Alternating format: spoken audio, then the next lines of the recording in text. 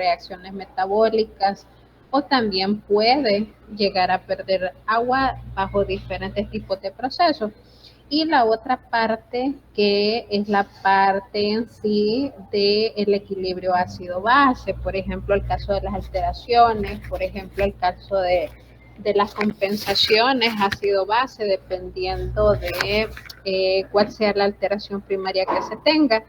Y también estaba revisando que bueno, también se habla de la parte de los amortiguadores, y en la última de las partes que va lo del hiato iónico, que también, bueno, es conocido como el caso de la brecha aniónica, que ustedes así lo estaban estudiando en la parte de, ¿cómo se llama? En la parte de la discusión del caso clínico que se les había colocado, pero básicamente si usted identifica son sinónimos entre uno y otro.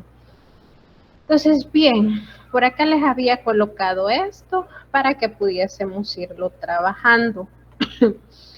Es como el caso clínico, que usted tenía una tablita y tenía diferentes datos que se habían obtenido a partir de mediciones de exámenes del laboratorio clínico.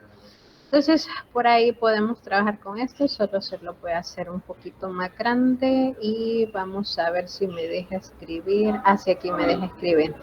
Bueno, entonces nos está diciendo y nos está hablando por acá de un paciente que según los resultados del laboratorio se tienen estos resultados y nos comienza a mencionar que tiene un pH de 7.28, que tiene una PCO2 de 30 milímetros de mercurio, que tiene una concentración de iones bicarbonato de 14 miliequivalentes por litro, que tiene una concentración de ion sodio de 140 miliequivalentes por litro, y una concentración de ion cloruro de 100 miliequivalentes por litro. Entonces quiero ver, solo que creo que me pasé por acá, pero ya vamos a regresar hacia aquí. Vale. Entonces, con este primer caso, lo que nos habla acá es que a partir de esos datos podamos determinar la posible presencia de una alteración ácido-base, de acuerdo a los datos que ustedes tienen acá. Se dice posible, ¿por qué posible? Porque no afirmar, bueno, acá sí la habíamos colocado como una afirmación, pero en realidad pues no estaría bien el que nosotros comencemos a afirmar que únicamente con estos datos pues presenta lo que es esta alteración, sino que se necesitan de otro dato, por ejemplo, previos que se puedan recopilar de la persona que ustedes en un momento determinado van a estar atendiendo, pero que esto sí le va a dar, digamos, cierta idea respecto a la alteración de la cual vamos a estar hablando. Entonces, quiero ver, nos piden por ahí primero la alteración. Entonces, tenemos un pH de 7.28. Únicamente viendo este valor de pH, ¿de qué sería de lo que estuviésemos hablando? Sería, bueno, y ahí vamos con aquello de alcalosis o acidosis. Entonces, si me preguntan acá con estos datos, ¿estamos hablando de una alcalosis o de una acidosis? Acidosis. De una acidosis, ¿verdad? Bueno, es un dato que ustedes ya tienen bien presente, lo del rango normal de pH, que con el cual estamos trabajando, que era de 735 a 745. Entonces, bajo este valor que teníamos en la parte de acá, estaríamos hablando de una acidosis. Entonces, ahora habría que ver de qué tipo de acidosis es de la que estamos hablando, porque si recordamos, hay dos tipos de acidosis, ¿verdad? Una acidosis metabólica y una acidosis, ¿cómo se dice? Respiratoria. Entonces, allí pues hay que identificar con los otros datos que nos están proporcionando qué tipo de acidosis en específico es. No sé si alguien por ahí ya identificó de qué tipo de acidosis podemos estar hablando en ese caso y por qué. Buenos días. En este caso podría ser una acidosis metabólica, ya que la PCO2 está disminuida. Quiero ver. Me dice por acá su compañera Fátima que estaríamos hablando de una acidosis. Uy, qué raro salió. Vamos a ver acá.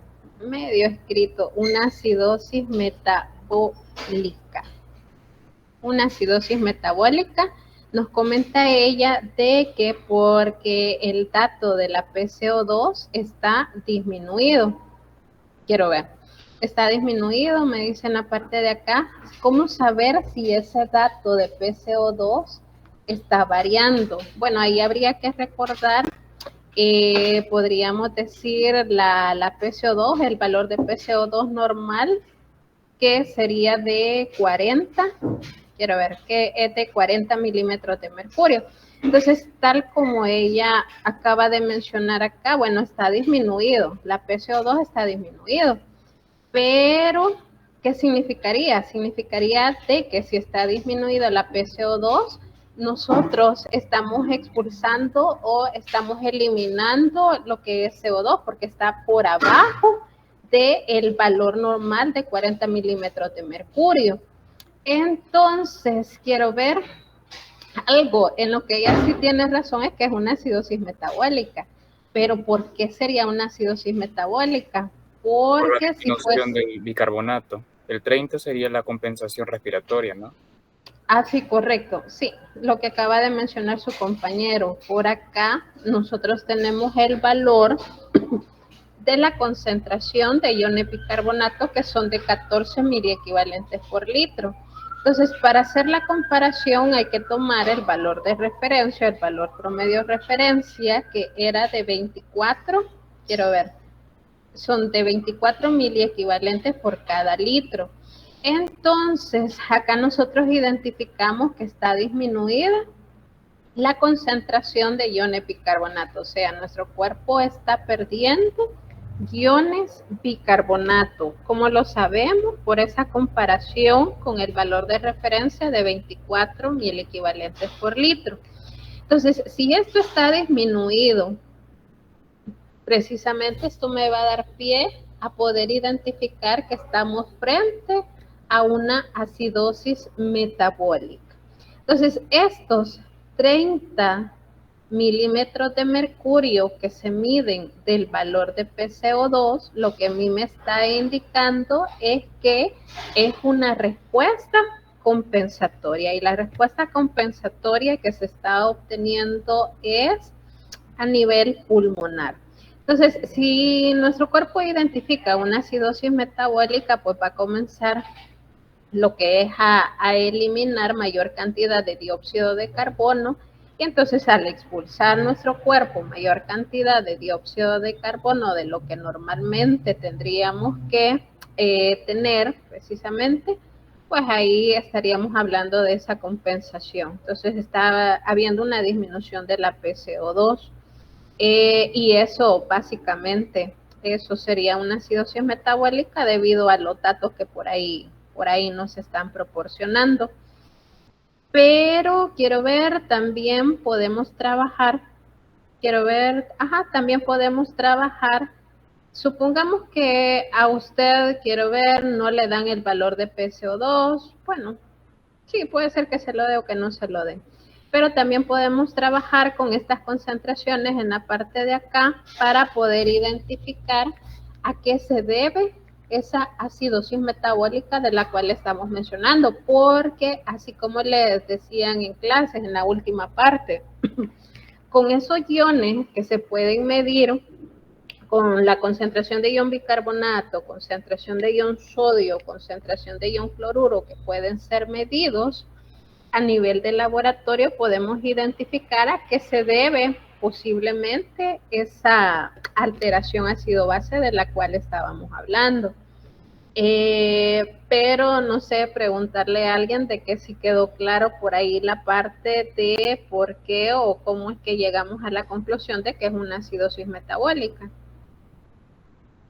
No sé si a alguien le quedaba alguna dudita por ahí, o estamos bien con eso. Si se nos presentan esos parámetros, por ejemplo, usted puede llegar a esa conclusión. Sí, bye. Entonces, vamos a ver acá. Acá, vale. Entonces quedamos que era una acidosis metabólica. Igualmente acá se los colocaba que era una acidosis metabólica. Ahora, hay que ver a qué se debe o de dónde básicamente depende esa acidosis metabólica. Si es simplemente por la cuestión de, ¿cómo se llama?, de la disminución de el ion bicarbonato, que puede ser compensada por los iones cloruro que también puedan estar presentes, o si se debe precisamente a la acumulación de ácidos orgánicos, como por ejemplo el caso del lactato, como por ejemplo el caso del salicilato, del cual ustedes hablaban en la parte de la discusión. Entonces, son como dos cuestiones que podemos rescatar a partir del dato que vamos a calcular acá. Entonces, bueno, si recordamos aquí, para el cálculo de la brecha aniónica o del hiato iónico o del anion gap, como se los colocan en la parte de acá, que todos, como les mencionaba, son sinónimos uno respecto al otro, y básicamente lo que le va a estar midiendo es precisamente esos iones, esos iones orgánicos que no pueden ser medidos a nivel de laboratorio. Entonces, pero de que sí se forman, de que sí lo vamos a tener, lo que es en nuestro cuerpo, o sea, va a estar la formación y va a estar la acumulación de ellos, pero debido a que las concentraciones son bien bajitas, posiblemente no pueden ser medidos. Entonces, lo que se mide por lo regular es el caso del ion bicarbonato, el caso del ion cloruro como anión. Entonces, esa diferencia, ustedes ya estudiaron esa parte, básicamente esa diferencia entre las concentraciones de los cationes y de los aniones que son medidos, precisamente es lo que nos está dando ese valor, esa brecha que es la que vamos a estar obteniendo. Entonces, ¿cómo lo medíamos o cómo vamos a calcular eso? Bueno, ahí bien fácil, usted acá únicamente tiene el ion sodio. Entonces, únicamente tiene 140 miliequivalentes menos, quiero ver, menos la sumatoria sería de los, ¿cómo es que se llama? Acá creo que mejor se lo voy a colocar. Menos la sumatoria de la concentración de los aniones, entonces sería 40 más 100, sería 114. Ajá, 114 miliequivalentes por litro. Entonces ahí simplemente usted hace la resta de eso, sería 140 menos 114, usted tiene un dato de 26. Entonces, si nos vamos a los valores de referencia que ustedes tienen por ahí, bueno, que en el caso del libro, de la literatura que ustedes tienen en la parte de la bibliografía, les menciona que el rango normal para el caso del hiato iónico, sí, hiato aniónico, es de 8 a 16 miliequivalentes por litro. Eso es lo que le menciona el texto. Este rango, si usted identifica, puede variar un poquito, porque yo estaba revisando la clase que le dio el doctor y precisamente el rango normal que él les mencionaba, que iba de 8 a 12 miliequivalentes por litro. Entonces, en ese caso, ¿cuál vamos a utilizar? Vamos a utilizar, bueno, el que se dio en clase, pero les quería mencionar el otro para que ustedes vieran que anda por ese rango. Sin embargo, de literatura a literatura puede haber un leve cambio. Quiero ver, por ahí levantaba la mano alguien, no sé si tenía alguna duda.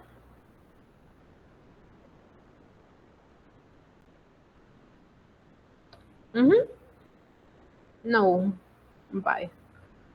Creo que por error. Dígame.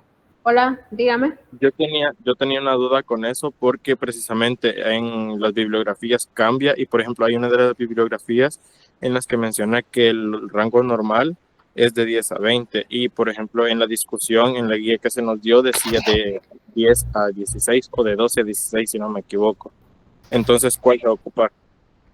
Así, sí, fíjense que es ahora lo que les estaba mencionando, que depende de la bibliografía, si le da un rango un poquito diferente.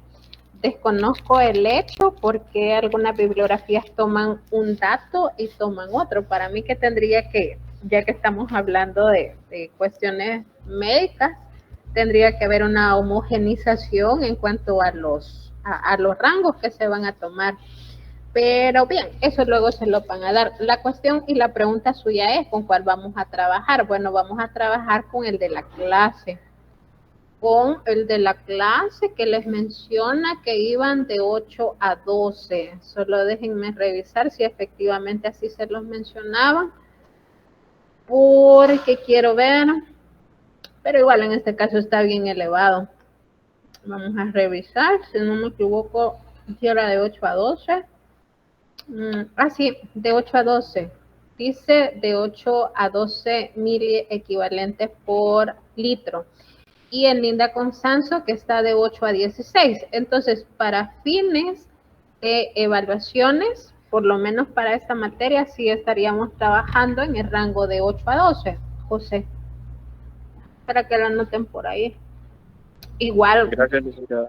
vaya, igual, quiero ver, igual que les iba a decir, se va a verificar que si se trabaja con el caso de esta brecha o de este hiato, si se trabaja con esto, pues que no salirse, bueno, que no haya esa duda, respecto a cuál es el que vamos a utilizar.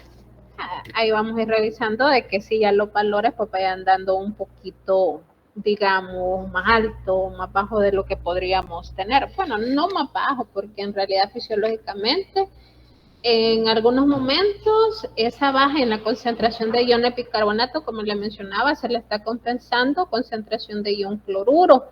Y de aquí precisamente era donde derivaba, que estaba revisando, que no lo vieron en esta clase de este año, pero por ejemplo, cuando el hiato iónico, cuando el valor del hiato iónico, que es el que se está calculando a partir de estas concentraciones, toma lo que es un valor normal, o sea que esté dentro del rango de referencia, en realidad esa acidosis le dan otro nombrecito más, o sea, lleva acidosis metabólica hiperclorémica, que viene precisamente del hecho de la compensación que yo le estaba mencionando. Pero bien, como estaba viendo de que no le incorporaron esa terminología, a lo que nos vamos a ir es identificar si está dentro del rango normal o si se encuentra elevado para poder decir de dónde es que proviene esa acidosis metabólica. Pero bien, regresando a esta parte de acá, teníamos un valor de hiato iónico de 26. Entonces, ya sea que tomamos el rango de 8 a 12 o de 8 a 16, pues este es un valor que está por arriba del valor de hiato iónico, está por arriba.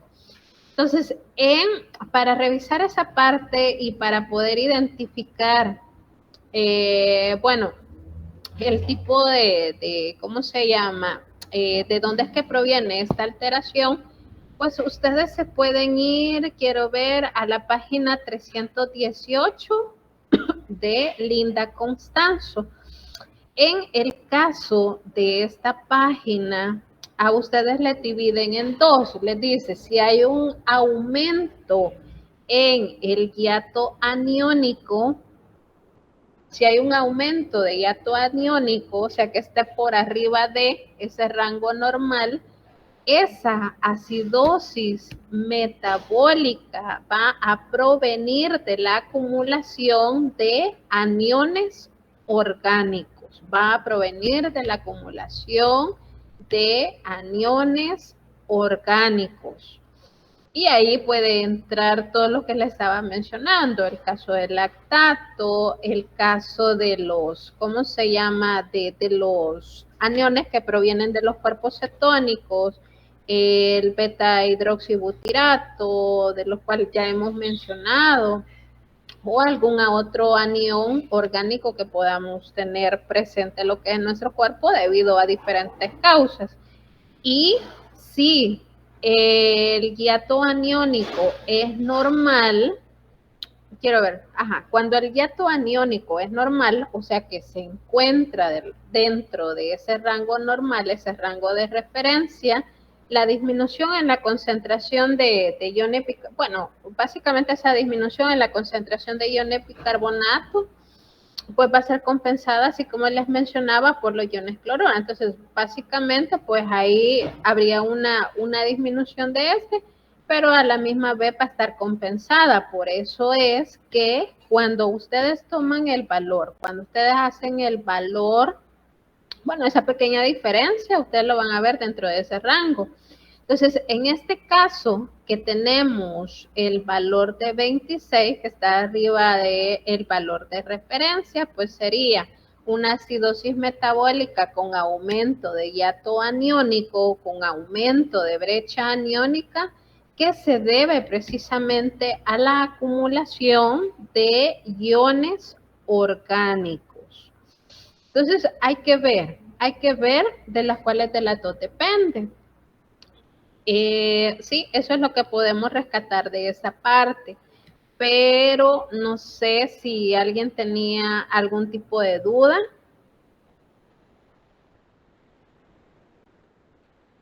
¿Tenemos dudita? No hay duda. Bye. Ingeniera, disculpe. Hola, dígame. Yo me perdí bastante, pero bueno. En este caso, yo tenía entendido que la brecha aniónica se calculaba de que sodio menos cloruro más la concentración de bicarbonato. No, es la sumatoria de los, ¿cómo se llama? La sumatoria de los iones positivos, de los cationes, menos la sumatoria de los aniones. Fíjense que en el caso de Linda Constanzo, únicamente le está tomando el ion sodio, pero si nos vamos a la bioquímica, por ejemplo, si ustedes revisan la bioquímica de Paines, que también creo que la tienen ustedes por ahí, ellos, aparte del ion sodio, incorporan el ion potasio. Entonces, igual allá, como están incorporando dos cationes, primero hacen la sumatoria de estos dos cationes y luego los restan a la sumatoria de los dos aniones. Pero no es que va a hacer la resta y después le va a sumar la de ion cloruro. Revisando la clase, pues así es como ustedes lo tienen, y revisando las dos literaturas que les mencionaba, también lo toman de esa manera. Entonces, cationes menos aniones. No sé si solventé la duda. Creo que sí. Entonces, por eso quedó el 140 menos 114, porque sería la sumatoria del 100 más el 14, o sea, el cloruro más el bicarbonato, que ambos son negativos, menos el sodio, sin incluir el potasio. Correcto, estos dos los sumé. Y según el resultado, la brecha estaría aumentada, ¿verdad? Sería aumentada. Entonces, ahí, aparte de decir usted con esos datos, de que es una acidosis metabólica, también le podría incorporar el hecho de que esa acidosis se debe a la acumulación de ¿cómo se llama?, de aniones inorgánicos, lo que hace que aumente esa brecha, ese dato que tenemos ahí. Entiendo. Solo que el bicarbonato sería un anión orgánico porque tiene carbono, ¿verdad? No, ese es inorgánico. Los que provienen del, ¿cómo se llama?, del ácido carbónico. Dentro de los inorgánicos era lo que le estaba mencionando anteriormente, que pueden provenir de diferentes vías, y en un momento determinado, ante una falla, pues se le puede acumular el caso de esto. No sé si alguien más tenía una duda respecto a esto y cómo tratar estos datos. No, vaya. Porque con eso abarcamos lo de la, ¿cómo se llama?, lo que les decían en clase, el hiato aniónico. Quiero ver, igual se abarca lo de las alteraciones, que que meramente ahí pues identificar lo que son esos parámetros y luego ya vamos a ir viendo cuáles son otras dudas que ustedes tienen. Pero para eso pues abarcamos bastante de ahí. Quiero ver, esto únicamente para practicarle, dice, se realiza gasometría arterial y se obtienen los siguientes resultados. pH 732, una PCO2 de 60 milímetros de mercurio y una concentración de ion bicarbonato plasmática de 30 miliequivalentes por litro. Y le pide identificar el trastorno ácido-base. Desde que vemos el pH ya sabemos que es una acidosis. Ahora, hay que identificar qué tipo de acidosis es la que usted tiene allí. Respiratoria. Una acidosis respiratoria, me dicen acá. Quiero ver. Acidosis respiratoria. ¿Por qué sabemos que es una acidosis respiratoria? Porque acá nos ubicamos en el valor de la PCO2, que es de 60 milímetros de mercurio. Es una PCO2 que está por arriba del valor normal de 40 milímetros de mercurio.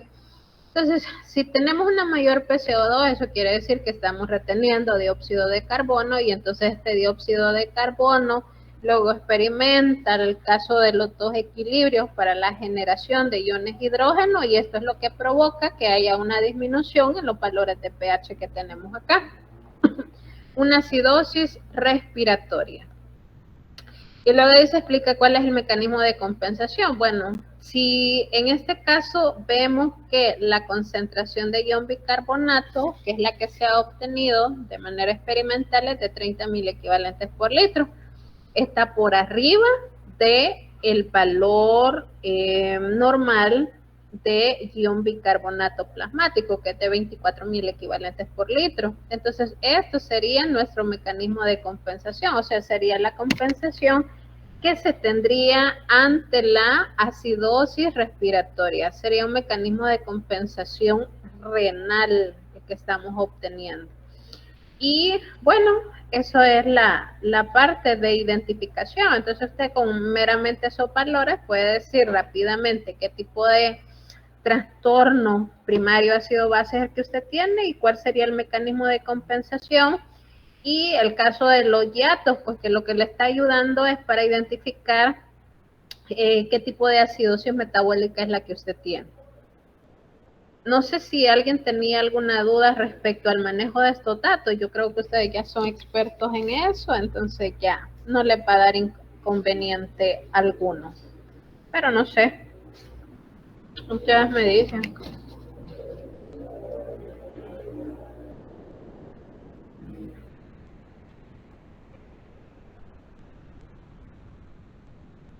No, vale. Quiero ver qué más es lo que tenemos por acá. Vamos a dejar de compartir esto y vamos a compartir, quiero ver la clase en sí o el PDF que ustedes tienen en el aula virtual para que me digan si tenían algún tipo de pregunta en específico relacionado a lo que tenemos acá. A revisar. Se supone que ya se mira. Esta es la clase que le dio el doctor Velázquez. Hacia aquí está. Vale. Un repasito por acá. Hay que memorizarse así o sí estos porcentajes que tenemos acá para, bueno, si por ahí les piden algún cálculo. Cálculos sencillitos, recordemos que son cálculos sencillos, a pesar de que estamos manejando datos, pues únicamente lo que usted tiene que saber es sumar, restar, multiplicar y dividir para hacer cualquier dato que se les pueda dar por ahí, pero meramente ahí teníamos esos datos. Y en el caso de esta ecuación, que es donde toma en consideración diferentes factores, por ejemplo, el caso de la edad, por ejemplo, el caso de la estatura, por ejemplo, en el caso del peso, sí es bueno que ustedes lo conozcan porque tengo entendido de que igual ustedes manejan mucho el caso de estos datos. Sin embargo, para términos de evaluaciones, pues sí, no nos meteríamos hasta la parte de acá, pues porque sí ya necesitarían algo más para poder realizar ese cálculo. Lo que tendríamos que tener en consideración en esta parte de acá es que quiero ver, es que dependiendo de todos estos factores, pues se va a dar, podríamos tener diferentes porcentajes de agua. Entonces, no vamos a generalizar para cualquier persona los datos que anteriormente se han mencionado. Ahora, fíjense que algo que les quería enmarcar por acá,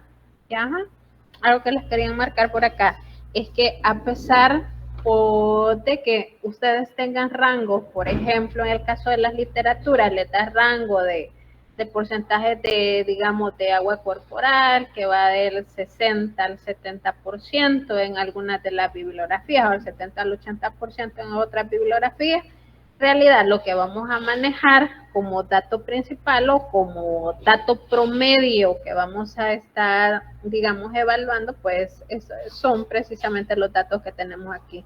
Pero estos son datos promedios. Entonces, en promedio, pues, estos porcentajes habría que tener en consideración. Dígame, Alcides. Disculpe, solo quería preguntarle, usted mencionó que no vamos a tener permitido tener ni calculadora durante el examen, ¿verdad?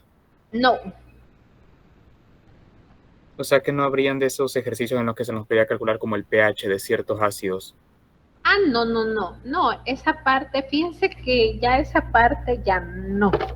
Creo que ahí sí la vamos a ir dejando un poquito de lado porque ya se evaluó en la materia anterior y ahorita nos vamos más que todo al hecho de lo que va propiamente para ustedes. Como esto de que hay que tener en cuenta, lo de estos porcentajes, el cálculo de estos con base a lo que se les puede dar es meramente, que les digo, quiero ver meramente, digamos, algún ejercicio de este tipo. Y que usted, bueno, tenga en consideración esos porcentajes, pero hasta allí. En el caso de los ejercicios que usted me mencionaba, que Alcides me mencionaba, de ácido de calcular el pH de ácido fuerte o de ácidos débiles, o también del caso de cálculo de pH de disoluciones buffer, pues no viene. Entonces, por ahí sí no va a venir la cuestión.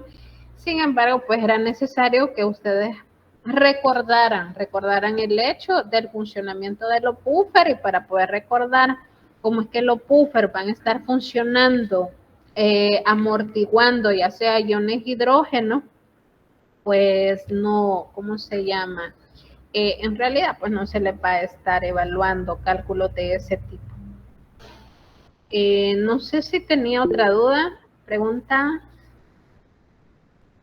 No, por el hecho de que no tienen permitido uso de calculadora. Eso, más que todo, ustedes lo tienen para su conocimiento, o sea, para que ustedes lo conozcan, para que ustedes sepan los factores que le van a ir alterando estos porcentajes de agua. Entonces, a pesar de que a usted en el cuadrito le dice que en el caso de los hombres el porcentaje de agua es aproximadamente de un 60% en promedio, entonces ahí pues tenemos variaciones. Entonces, ya cuestiones así en las que van a utilizar este aparatito, pues no entramos a esa parte.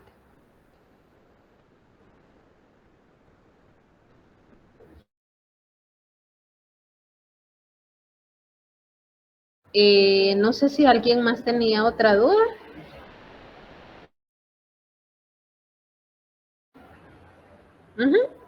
¿Teníamos otra duda? No.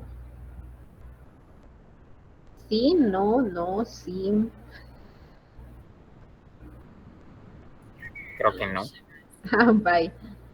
Quiero ver, vamos a pasar esto de acá. Igualmente está en la distribución de los electrolitos. Entonces, esto es en promedio. Los valores, sin embargo, pues hay un rango. Pero quiero ver qué más tenemos acá. Esto igual son los porcentajes. Porcentajes dependiendo de, con relación al peso del tejido y con relación al peso corporal, que igualmente ustedes lo tendrían que conocer, pero meramente eso. Y luego esta otra parte que igual ya es como bien de ustedes. Y luego lo de los ingresos y egresos, que ustedes ya saben estos valores de acá. Si es negativo, pues va a haber lo que es mayor cantidad de, ¿cómo se llama? Si son ingresos, son menores que el caso de los egresos y el caso de neutro y el caso de los positivos. Entonces, así como les digo, puede ser que les pongan, ¿qué le digo? Que a ustedes les pongan un pequeño caso, podríamos mencionarle, y que no le digan directamente que, bueno, por ejemplo, en ese caso del balance, o sea, le pueden decir de dónde es que provienen, ya sean pérdidas o ganancias, o cuánto agua está metabolizando, o el cálculo de cuánta agua está ingiriendo la persona, y entonces cuánto es lo que está eliminando igualmente. Pero eso es como para poner en práctica la parte teórica que ustedes ya tienen que haber memorizado, pero meramente para eso. Quiero ver, esto de acá básicamente no. Esto de acá, pues podría ser, pero aquí ya sí es cuestión bien memorística de ustedes. Quiero ver qué es lo que más teníamos. Bueno, en este caso quiero ver, nos estaban hablando y para acá en específico la información que teníamos, le estaban hablando del caso de la albúmina y cómo es que se alteraban ya sea a las concentraciones que teníamos presente acá, pero meramente para eso. Y quiero ver luego en la parte de esta información que tenemos aquí.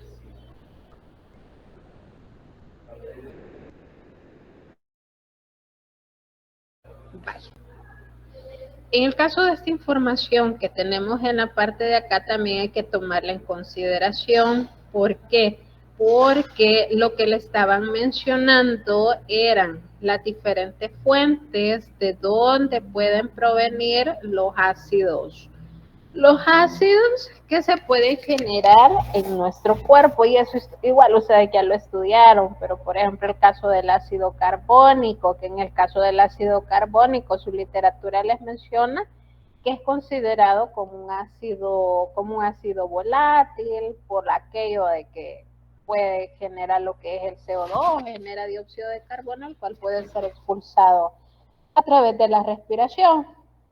Y luego los otros que ustedes tienen aquí, que es lo que les puso de ejemplo el doctor en el caso de su clase, que son considerados como ácidos, ¿cómo se llama? Como ácidos no volátiles, o en el caso de ácido fijo. El ácido sulfúrico, que ustedes ya saben que se forma a partir de un proceso metabólico de proteínas en las cuales se tienen lo que son residuos de aminoácidos con azufre, como es el caso de la cisteína o como es el caso de la metionina, el caso del ácido fosfórico que puede provenir lo que es su formación a partir del metabolismo de ciertos fosfolípidos, como los que les mencionaba en el caso de la clase. O quiero ver ácidos orgánicos que pueden provenir de diferentes fuentes. El caso quiero ver del, ¿cómo se llama? El ácido láctico, el caso del aceto, ¿cómo se llama? Del ácido acetoacético, que cuando ya se disocia precisamente es el guión acetoacetato, y el caso de los cuerpos cetónicos, que ya sabemos que provienen de la beta oxidación de los ácidos grasos. Entonces, acá es meramente recordar y podríamos decir memorizar ese tipo de información. O sea, y recordar también que nosotros como seres humanos en realidad lo que más producimos son ácidos. Entonces, si comenzamos a leer un poquito la parte de este capítulo, pues hablábamos de que en realidad lo que nosotros producimos mayoritariamente son ácidos, y por eso es que quiero ver en la parte de acá, cuando hablaban de el buffer de bicarbonato, en la parte de acá, es que nos hablan que básicamente el ion bicarbonato respecto al ácido carbónico o al CO2, que es mayoritariamente como lo encontramos, pues se encuentra 20 veces mayor esa concentración. O sea, la concentración de la base de ese buffer, pues es muchísimo mayor por el mismo hecho de que nuestro sistema y nuestro cuerpo es lo que va a estar sintetizando periódicamente, pues el caso de esos ácidos. Por eso es que la concentración acá es de 24 miliequivalentes con relación a la concentración de dióxido de carbono que tenemos.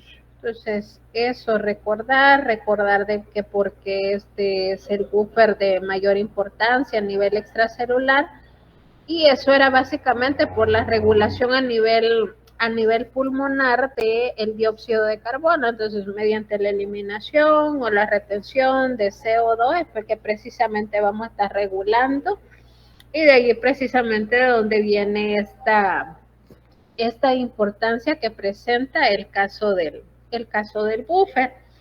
Y quiero ver, esto de acá, creo que les decía a alguien por ahí, que en el caso de una de las literaturas que a ustedes se les colocó, les comenzaban a mencionar de que en el caso del pK, bueno, y el caso del pK para este ácido que forma parte del buffer bicarbonato es de 6.1. Entonces les comienza a decir que debido a que el pK de 6.1 está bastante próximo al pH fisiológico, que por eso era una de las razones por las cuales este buffer de bicarbonato era dentro, bueno, de los que tenemos a nivel extracelular, el más importante que tenemos. Pero si usted identifica el pK de 6.1 que nos menciona acá la literatura, está muy, muy, muy alejado del pH fisiológico. Entonces, cuando ustedes lleguen a esa parte, tienen que tener cuidado, porque eso no es algo en realidad que le viene a aportar para decir o sí, mencionar de que bueno, es el buffer de mayor importancia. Más que todo, sería en ese caso tener claro de que esto va relacionado tanto con las altas concentraciones del componente básico de su buffer, que en este caso es el ion bicarbonato, y también que se puede regular a nivel pulmonar. Entonces, desde esos dos puntos de vista, ustedes tienen que tomarlo, desde esos dos puntos de vista meramente.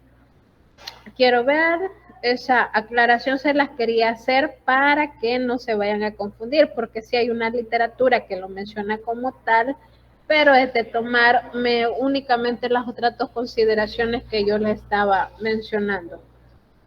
Luego esto es la parte introductoria de, ¿cómo se llama? De lo de los buffer que le mencionaba, por quién está formado y todo eso. Pero como esa parte, bueno, ya se evaluó y ya pasamos la parte básica de la disolución de buffer, esto de acá, ustedes ya saben.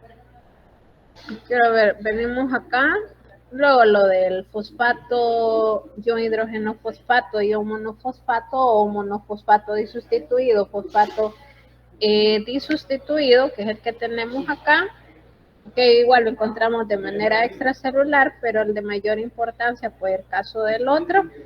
Y luego acá les comentaban todo lo del cálculo para llegar a la parte de cuál era, ¿cómo se llama?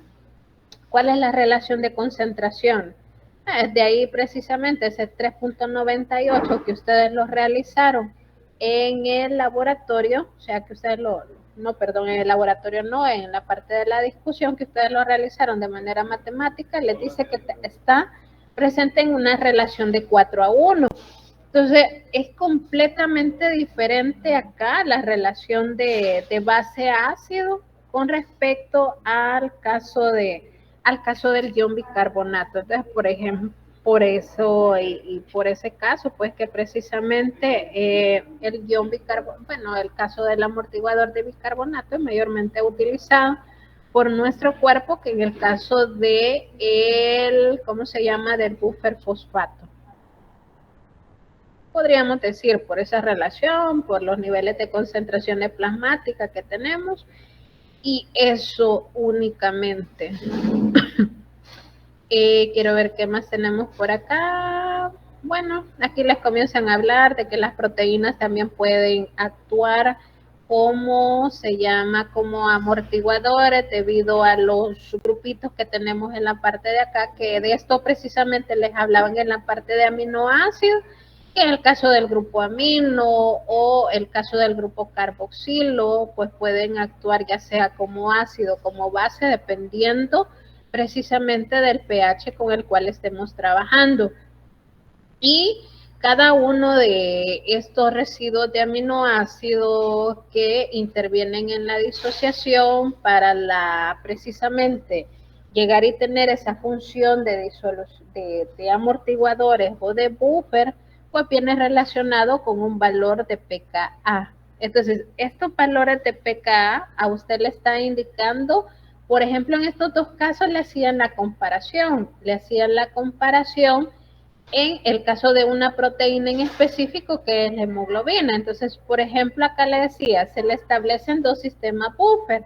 En un caso se le puede establecer lo que es el buffer, ¿cómo se llama?, de oxihemoglobina, que es el que tenemos en la parte de acá, y cuando a usted le hablan de deoxi o de soxi, a lo que le están haciendo referencia es que no se encuentra oxigenado. Entonces podemos tener la hemoglobina oxigenada o la hemoglobina desoxigenada. Entonces, en el caso de la hemoglobina desoxigenada o de oxihemoglobina, como le mencionan acá en la literatura, el valor de pKa es de 7.9 y en el caso del sistema buffer de hemoglobina cuando se encuentra oxigenada es de 6.7.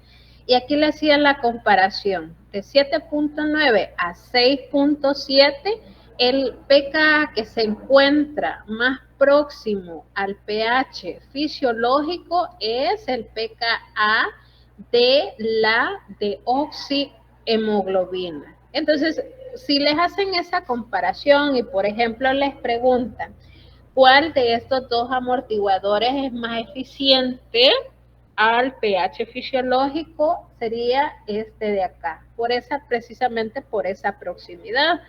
Pero algo que hay que tener en consideración, porque fíjense que revisando la literatura que les habían proporcionado para la clase, les mencionan la literatura tal cual, que la deoxihemoglobina tiene un pKa de 7.9, pero en realidad ese pKa que le menciona de 7.9 o de 6.7 es el pKa del grupo imidazol de la histidina. Entonces, en realidad, ese pKa de ese grupito que tenemos formando parte de la hemoglobina, es decir, de ese residuo de aminoácidos. Entonces, por si en un momento les viene especificado de quién es ese valor.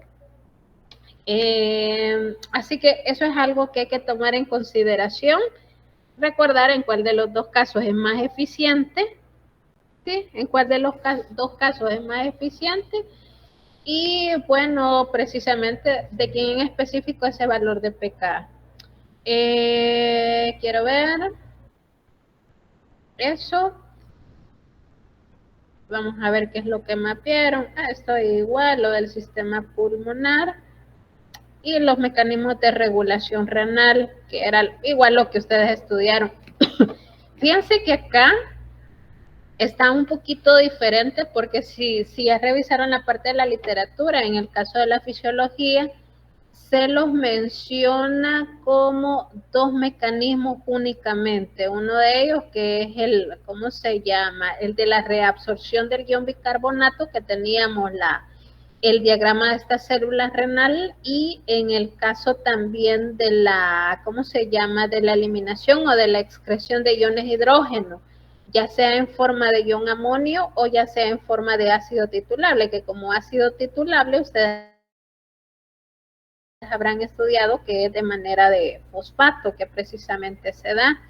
Y quiero ver en el caso de Linda Constanzo, que se lo menciona como, si no me recuerdo, como el caso de acidificación de la orina, luego igual la generación de ion amonio,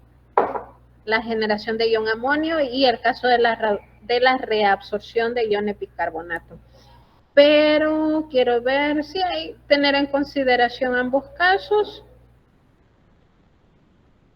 Y no sé si habían dudas en específico de alguno de estos para que lo podamos retomar y nos vayamos a la duda que usted precisamente presente.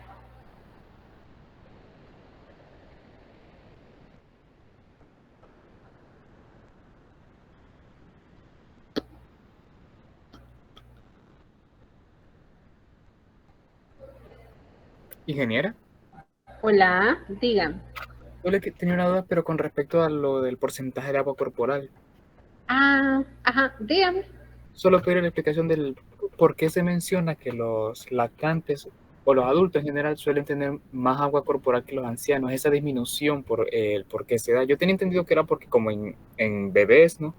Hay una mayor cantidad de procesos metabólicos dando lugar por el crecimiento y tal, y cuando uno ya llega anciano, esos procesos pues van disminuyendo y eso disminuye también la cantidad necesaria de agua corporal, o sea, el agua en el cuerpo. Uh-huh.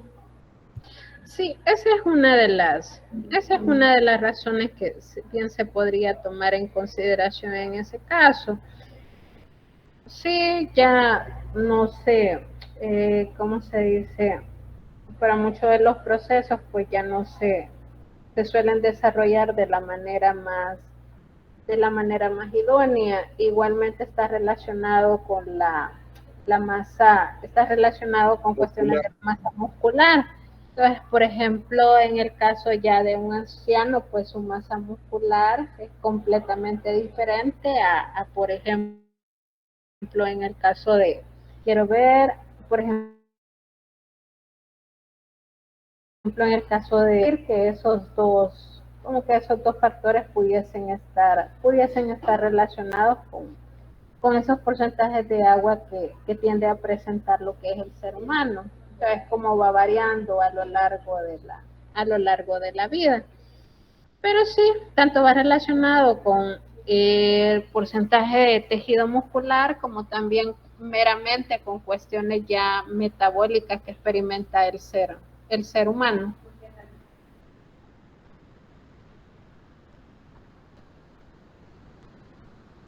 Gracias. Vaya, no sé si alguien más tenía otra dudita por ahí.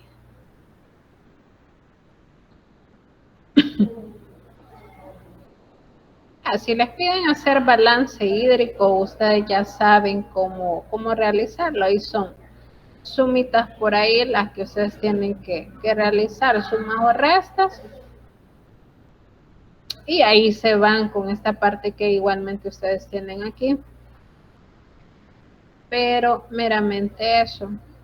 Y así como les decía, en el caso de los ejercicios de amortiguadores, pues no vienen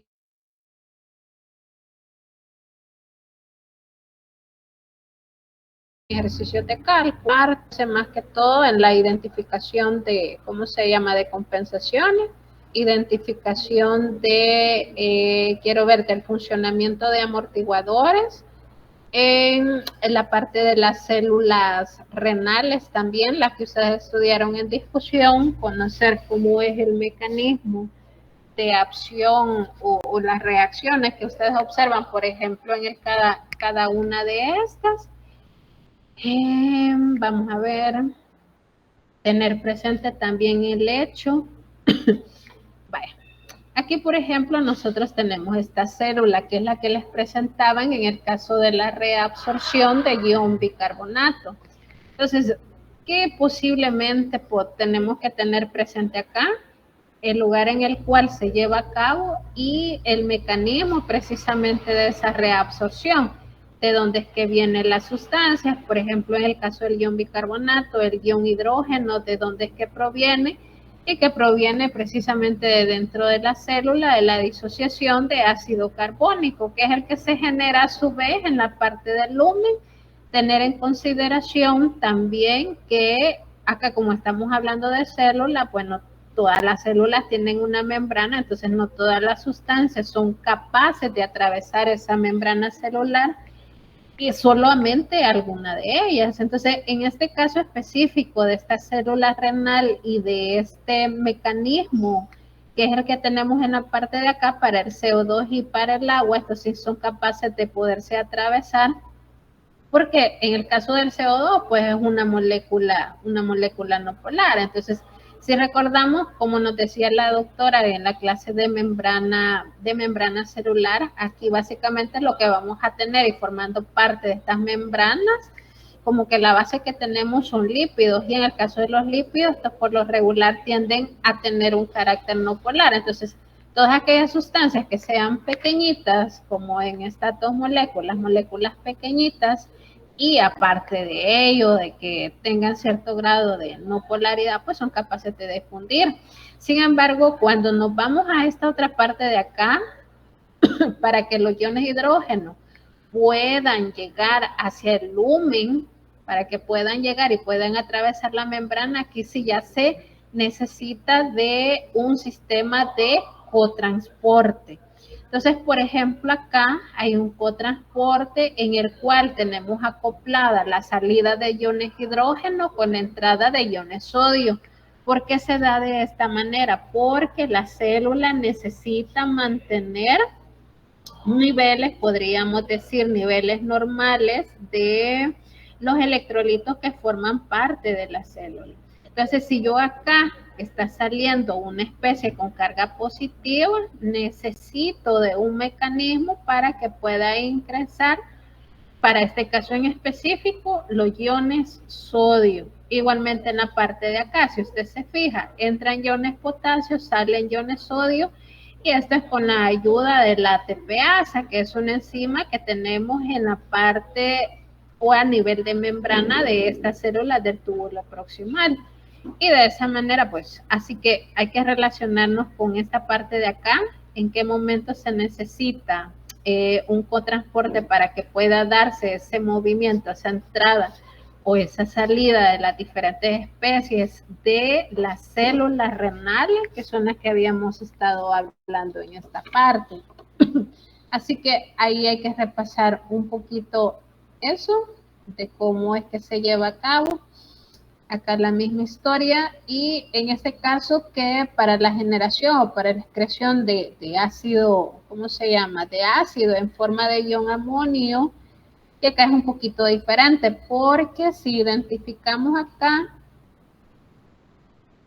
esta parte de la generación de ion amonio va de la mano igualmente con el metabolismo del caso de la glutamina. Entonces, en el caso, cuando ustedes estudien, quiero ver en qué parte es que va. Si no mal recuerdo, es en la síntesis. Sí, en la síntesis de aminoácidos. Por ahí van a ver de que, por ejemplo, en el caso de la glutamina, partimos de glutamina para la generación de glutamato, y luego acá vamos obteniendo lo que es otra sustancia bastante parecida, que es el alfa-cetoglutarato, pero que producto de ese metabolismo que está generando en el caso de la glutamina, vamos a tener la liberación de iones amonio. Entonces, luego ahí que el ion amonio, bueno, acá a nivel celular que se le está generando, se le está disociando en amoníaco y iones hidrógeno, y en realidad el ion hidrógeno es el que no puede salir directamente a través de membrana, y en el caso del amoníaco, que sí puede atravesar la membrana debido a las características que le estaba mencionando anteriormente, y entonces ahí nuevamente formarse el ion amonio, que va a ser la sustancia que se va a excretar a partir de la orina. Pero sí, en ese caso va bastante relacionada con el metabolismo de la glutamina y la actividad, bueno, y por lo tanto la actividad de la glutaminasa, pero igual vemos acá que hay una absorción de iones bicarbonato hacia la sangre. Entonces, ¿qué es lo que tenemos que saber de ahí? ¿Cómo se da el mecanismo? ¿Con qué característica, bueno, se da ese transporte, ya sea la reabsorción o ya sea la excreción de diferentes sustancias que tengamos implicadas en estos mecanismos de regulación renal? No sé, quiero ver, alguien, no. Creo que alguien había levantado la manita, pero no sé, después sí, sigue levantada. Era un mensaje del chat, nada más, ingeniera. Vaya, gracias. Bueno, quiero ver, y eso únicamente, y de esto otro que ya hablamos, ¿verdad? Ya hablamos a un nivel. O sea, ya les colocaba el ejercicio para que fuéramos repasando esa parte de una sola vez. Todo eso de acá, esto era lo que les mencionaba. Acá el doctor había tomado lo que es este intervalo, ese intervalo de allí para que ese era el que utilizaba de referencia. Entonces nosotros en alguna evaluación pues vamos a utilizar, ya que en clase se utilizó, aunque a pesar de que en otras literaturas tengamos otros rangos. Pero bien, ahí y luego lo de los, acá era como lo práctico que hacíamos al inicio, el problemita que les colocaba, estos valores de aquí que son los que ustedes tienen que saber. Quiero ver, bueno, aquí únicamente les está dando un valor promedio, pero se trabaja con los rangos que ya conocemos, el valor de la PCO2, el valor normal de iones bicarbonato, que es lo que hay que conocer para que usted pueda identificar el tipo de alteración y qué tipo de compensación es el que se está teniendo en ese caso. Así que solamente eso, niños. No sé, duditas. No hay duditas, vaya. Entonces, de tema no hay dudas. No sé si tenían en estos días les había generado alguna duda respecto a la dinámica del examen. No. Todo claro, todo bien. Recuerden leer los lineamientos. Yo creo que ahora en la tarde se lo vamos a colocar visibles para que usted lo lea. Para que ustedes lo lean y si no cumplen con alguno de ellos no se les va a dejar entrar a su examen. Así que léanlo, porfa. Fíjense que para los exámenes de bioquímica se les menciona que pues ustedes tienen que estar preparados para ambos. O sea, para ambas cuestiones, ya sea preguntas de complementar o ya sea de opción múltiple, porque en un momento determinado les puede venir de diferentes formas, pero por el momento pues sí sería de la manera en que se los colocaba.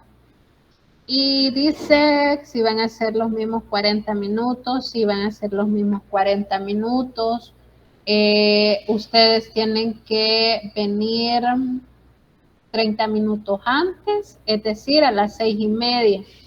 Entonces ustedes van a estar acá a las 6:30, a esa hora se les ha dicho a los docentes de que ya tienen que estar en los lugares para que los comiencen a ubicar y a pasar lista y a todo lo que se hace antes de una evaluación. Así que vengan tempranito, 6:30, a las 7 en punto. Exactamente, se va a iniciar con el, ¿cómo se llama? Con el parcial. Entonces, 7 puntos parcial. Dura 40 minutos. Recuerden traer lapicero porque sus respuestas las van a dejar con lapicero. Si la dejan a lápiz no vale.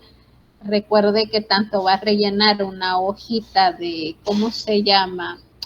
Una hojita de respuestas, como también va a marcar el instrumento de evaluación, o sea, donde vienen representadas las preguntas. Entonces marca allí por cualquier revisión y luego hace el traslado de las respectivas respuestas, la hojita de respuestas.